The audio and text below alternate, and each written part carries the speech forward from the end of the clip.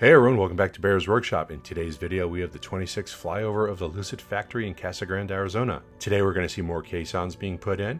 We're going to briefly talk about caissons and pilings in a moment.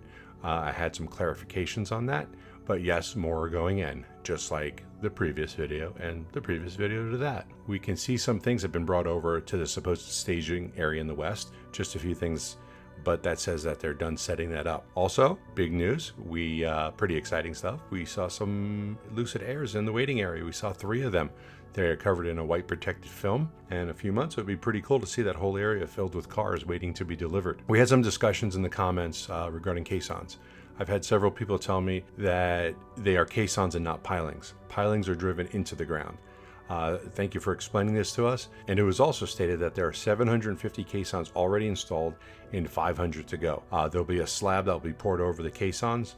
What we will have to see is if there will be utilities under the slab or over the slab. There's got to be some things under, but we'll see what's above also. If they're doing all the utilities under the slab, that means that there's still a decent amount of work to go before the slab can be poured. And also we've got to wonder if they're going to pour the slab before putting the steel up, because the steel can go up before that, and then they can put in the concrete as needed with certain places need reinforcement. We've seen that in Tesla, we've seen that in Nikola, so different things like that can happen. I don't expect it to be one gigantic 2.6 million square foot pour.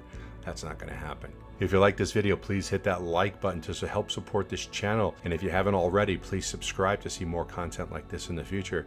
You can follow us on Twitter at Bear's Workshop. And thanks to all of our patrons for the support you give us. We appreciate you guys. Now, let's go fly.